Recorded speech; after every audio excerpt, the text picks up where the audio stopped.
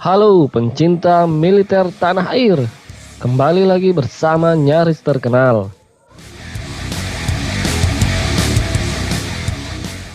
Pada tahun 1980-an, TNI memiliki banyak cerita dalam mengamankan negara Indonesia.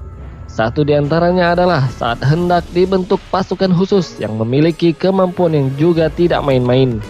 Pasukan khusus yang ada di Indonesia memiliki kemampuan anti-teror. Satuan pasukan khusus lainnya mengambil berbagai ilmu dari berbagai negara di dunia.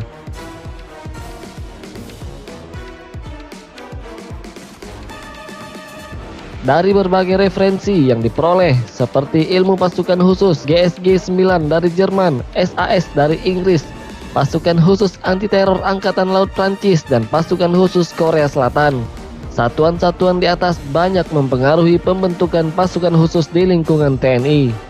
Semua teknik itu diramu dari berbagai aliran, sehingga pada akhirnya diyakini mampu membentuk tiap personel pasukan khusus TNI menjadi pasukan tempur yang sangat profesional.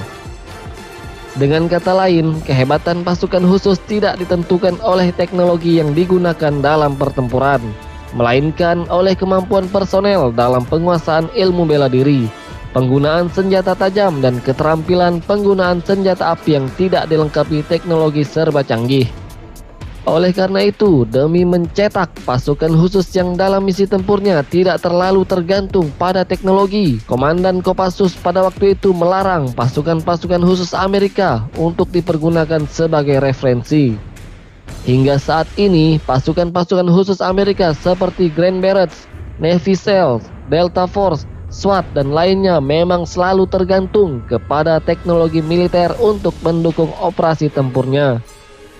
Misalnya untuk melakukan pertempuran malam hari, semua pasukan khusus Amerika Serikat sangat tergantung kepada teropong pelihat malam atau night vision Google, sehingga bisa melihat targetnya dalam gelap.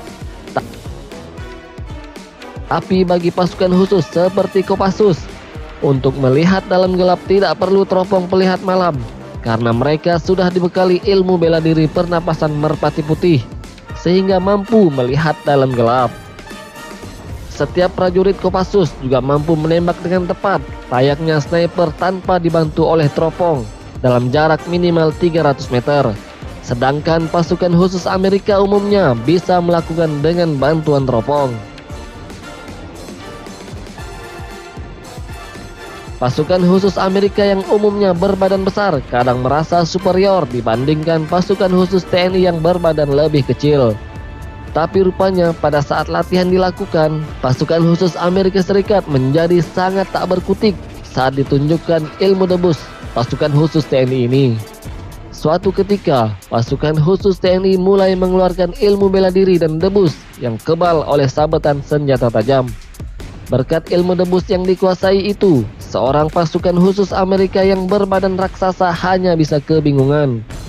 Berkat kemampuan pasukan khusus Indonesia yang tiap personelnya menguasai ilmu bela diri dan tenaga dalam itu, sesungguhnya telah membuat para jenderal di markas besar militer Amerika Pentagon ketakutan. Para jenderal di Pentagon yakin pasukan khusus Indonesia menguasai ilmu hantu, sementara pasukan khusus AS sama sekali asing dengan ilmu kebatinan tersebut. Oleh karena itu, jika dalam latihan bersama para pasukan khusus TNI mulai menerapkan ilmu kanuragannya, misalnya makan beling sewaktu mempraktekkan ilmu debus, benar-benar membuat para pasukan khusus Amerika sama sekali tak berkutik.